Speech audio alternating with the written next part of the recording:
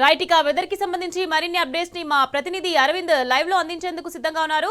అరవింద్ చెప్పండి, మనం చూస్తున్నాము ప్రతి ఇయర్ తో పోల్చుకుంటే ఈ ఇయర్ వర్షాలు చాలా ఘోరంగా పడుతున్నాయి. మన హైదరాబాద్ లో కనుక చూసుకుంటే ఈవినింగ్ అయ్యేసరికి వర్షాలు చాలా దంచి కొడుతున్నాయి.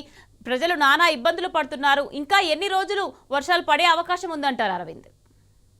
మిగతా ఏదైతే చూసుకుంటే తెలంగాణ రాష్ట్ర వ్యాప్తంగా ఇప్పటికే భారీ నుండి అతి భారీ వర్షాలు కూడా పడుతున్నాయి. ప్రధానంగా చూసుకుంటే కొన్ని ప్రాంతాల్లో మాత్రం ఇప్పటికే భారీ నుండి అతి భారీ వర్షాలు పడుతున్నాయి. కొన్ని జిల్లాల్లో మాత్రం తేలికపాటి వర్షం కూడా ప్రారంభమైందని కూడా చెప్పుకోవచ్చు. ప్రధానంగా చూసుకుంటే క్యుములోనింబస్ మేఘాల వల్ల కూడా ఉదయం సమయంలో వేడి వాతావరణం ఉంటుంది. అదే మధ్యాహ్నం సమయం వచ్చేసరికి మరింత వేడి వాతావరణం ఉంటుంది. రాత్రి సమయంలో భారీ వర్షం కూడా పడే అవకాశాలు ఉంటాయని కూడా ఇప్పటికే వాతావరణ అధికారులు హెచ్చరికలు కూడా జారీ చేశారు. ప్రధానంగా ఇది ఏదైతే చూసుకుంటే కొన్ని జిల్లాలకు మాత్రం ఇప్పటికే ఆరెంజ్ అలర్ట్, రెడ్ అలర్ట్ కూడా జారీ చేశారు. మరికొన్ని జిల్లాలకు మాత్రం గ్రీన్ అలర్ట్ కూడా జారీ చేశారు. ఇది ప్రధానంగా ఉపరితల ఆవర్తన ఏర్పడింది కాబట్టి దాని ఈశాన్య గాలులు మరియు ఇక్కడ నైరుతి ఋతుపవనాలు రెండు కొలైడెడ్ కావడంతో తెలంగాణ రాష్ట్రంలో మరియు హైదరాబాద్లో కానీ ఇప్పటికే భారీ వర్షం కూడా మొదలైందని కూడా చెప్పుకోవచ్చు. ఇంకో కొన్ని ప్రాంతాల్లో మాత్రం ఇప్పటికే తేలికపాటి వర్షం కూడా నమోదవుతుందని కూడా చెప్పుకోవచ్చు. మరి రానున్న 3 రోజుల పాటు తెలంగాణలో కానీ హైదరాబాద్లో కానీ కొన్ని ప్రాంతాల్లో భారీ వర్షం కూడా ఉంటుందని కూడా చెప్పుకోవచ్చు. ఏకదాటిగా గంటన్నర సేపు కుండపోత వర్షంలా కూడా పడుతుందనొచ్చు. దీన్ని ఒక విధంగా చూసుకుంటే గత వారంలో నుండి పడుతున్న వర్షాలు కూడా ఒక 2 గంటలు 3 గంటలు పడుతుంది, కానీ అది భారీ వర్షం కూడా పడుతుంది. మినిమంగా 12 సెంటీమీటర్ల వర్షం నమోదవుతుంది. అంటే ఇది క్లౌడ్ బర్స్ట్ అనే విధంగా కూడా నిపుణులు కానీ మరియు వాతావరణ అధికారులు కానీ అనే విధంగా కూడా ఇది చేస్తుందని కూడా ప్రధానంగా కనిపిస్తుంది. ఎక్కడెక్కడైతే భారీ వర్షాలు పడాయో అక్కడ కూడా మినిమం 10 సెంటీమీటర్లు కానీ 8 సెంటీమీటర్లు కానీ 11-12 సెంటీమీటర్లు ఈ విధంగా వర్షపాతం కూడా నమోదవుతుందని కూడా తెలుసుకోవచ్చు. ప్రధానంగా సెంట్రల్ జోన్ ఉన్న హైదరాబాద్లో మాత్రం నిన్న మొన్న అంటే గత 3 రోజుల నుండి కూడా భారీ వర్షం కూడా కొనసాగుతుంది. ఒక్కొక్కరికి మోకాళ్ళ వరకు కూడా నీళ్లు రావడం జరుగుతుంది. కార్లు మునగడం కానీ వాహనాలు మునగడం కానీ ఇదే తీవ్రంగా జరుగుతుంది. మరియు భారీ వర్షానికి వరదల కారణంగా కొంతమంది అంటే ఒక 3 గల్లంతలు, ఈ ముగ్గురులో ఒక్కరు మాత్రమే దొరికారు ఇంతవరకు. ఎందుకంటే ఈ ఒక్కరు మాత్రమే దొరికారు, ఇంకా 2 మాత్రం ఆచూకీ దొరకలేదు.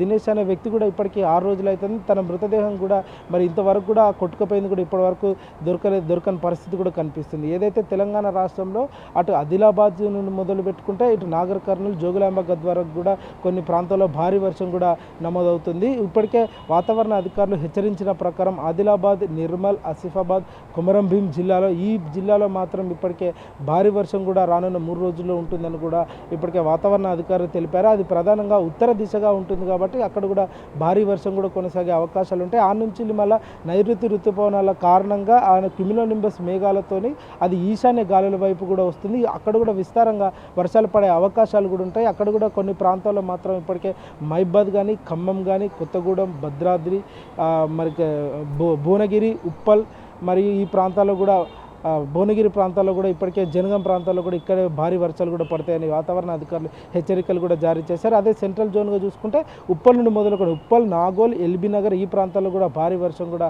పడుతుందని కూడా అధికారులు తెలిపారు. ఏదేమైనప్పటికీ తెలంగాణ రాష్ట్రం ఉన్న హైదరాబాద్ సెంట్రల్ జోన్ ఉన్నది కాబట్టి అక్కడ కూడా భారీ వర్షం కూడా ఉంటుందని ఇప్పటికే వాతావరణ అధికారులు కూడా హెచ్చరికలు జారీ చేశారు. రానున్న 3 రోజుల పాటు భారీ నుండి అతి భారీ వర్షం కూడా ఉంటుందని కూడా ఇప్పటికే వాళ్ళు హెచ్చరికలు కూడా జారీ చేశారు. ఏదేమైనప్పటికీ కూడా ప్రజలందరూ అప్రమత్తంగా ఉండాలి. లోతట్టు ప్రాంతాల్లో నీరు ఎక్కువగా చేరుతుంది కాబట్టి ఎవరికి ఎలాంటి ఇబ్బందులు కలగకుండా అధికారులు చర్యలు తీసుకోవాలని కూడా వాళ్ళు ఇప్పటికే అంటున్నారు. కొద్దిపాటి వర్షానికి హైదరాబాద్లో ట్రాఫిక్ జామ్ అవుతుంది.